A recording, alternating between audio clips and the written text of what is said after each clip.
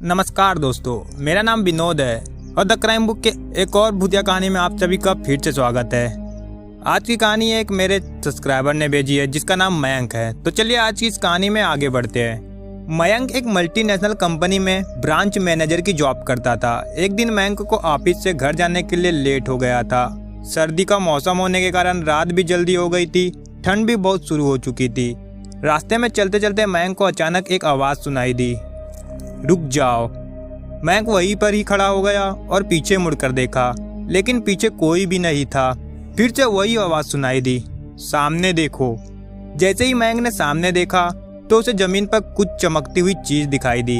मयंक दौड़ के उस चीज के पास गया और देखा तो यह कोई साधारण चीज नहीं थी, बल्कि एक चमकता हुआ हीरा था। उसने वह हीरा अपने हाथ में लिया। उसकी चमक देखकर मयंक की खुशी का ठिकाना नहीं रहा। लेकिन मयंक को कहाँ पता था कि यह पत्थर कोई साधारण नहीं बल्कि एक मायावी हीरा है। अचानक हीरे से आवाज आई, अगर तुम्हें और हीरे चाहिए तो इस जमीन को खोदो, इस जमीन के नीचे बहुत सारे हीरे हैं।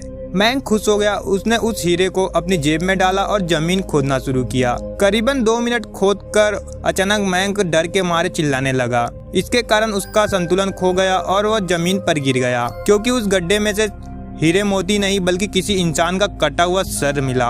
अचानक वह सर हवा में उड़ने लगा और बोला, डरो मत, मैं तुम्हें हानि नहीं पहुंचाऊंगा। मैं तुम्हें बहुत सारे हीरे जवाहरात दूंगा, बस मेरी बात ध्यान से सुनो। मैं जहाँ जाता हूँ वहाँ मेरे पीछे पीछे आओ। फिर वह सिर हवा में उड़ा और जंगल की ओर बढ़ने लगा। करीबन 1 किलोमीटर चलने के बाद वह सिर रुक गया। मयंक भी रुक गया। फिर उस सिर ने मयंक से कहा, इस जमीन के भीतर बहुत सारे हीरे मोती जवाहरात छुपे हुए हैं, इस जमीन में खोदना शुरू करो। मयंक खुश हो गया और जमीन को खोदना शुरू कर दिया। खोदते खोदते जमीन के नीचे हीरे मोती तो नहीं बल्कि उस सिर का कटा हुआ धड़ मिला। उस सिर ने कहा, अब तुम्हें एक आखिरी काम करना है, उसके बाद मैं तुम्हें माला माल कर दूंगा।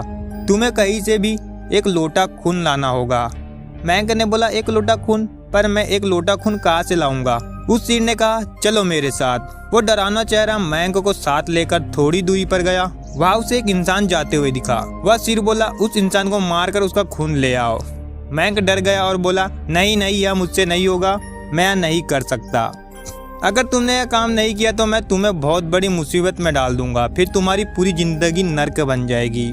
मयंक ने हाथ जोड़कर उसे कहा, मुझे माफ कर दो, अगर मैंने उसे मारा तो मुझे पुलिस गिरफ्तार कर लेगी और मुझे जेल जाना पड़ेगा। उस सिर ने अपने तंत्र मंत्र की शक्ति से एक छुरी और लोटा प्रकट किया और गुस्से से बोला, अगर तुम मेरा यह काम नहीं करोगे तो मैं तुम्हारे पूरे परिवार को मौत के घाट उतार दूंगा।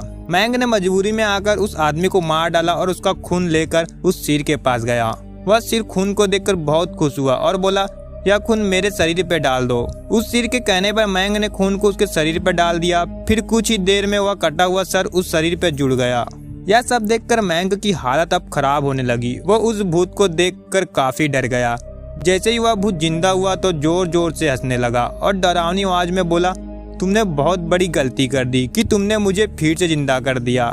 अब मैं सिर्फ तुम्हें ही नहीं बल्कि इस पूरे शहर को मौत के घाट उतार दूंगा।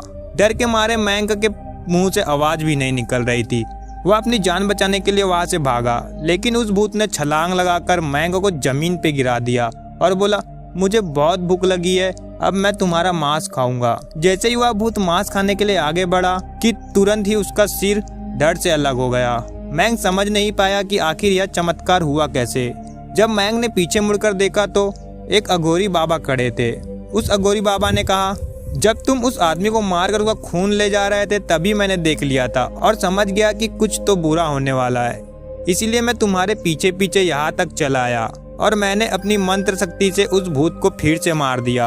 अब तुम निश्चिंत होकर अपने घर जाओ, अब तुम पर कोई खतरा नहीं है। आज भी मयंक उस बात को याद करता है तो उसकी रूह कांप जाती है।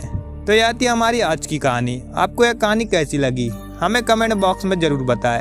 अगर आपको यह कहानी पसंद आई तो कहानी को लाइक करें और अपने ज़्यादा दोस्तों के साथ शेयर भी करें। मिलते हैं आपको अगली वीडियो में, तब तक के लिए आप अपना ख्याल रखें।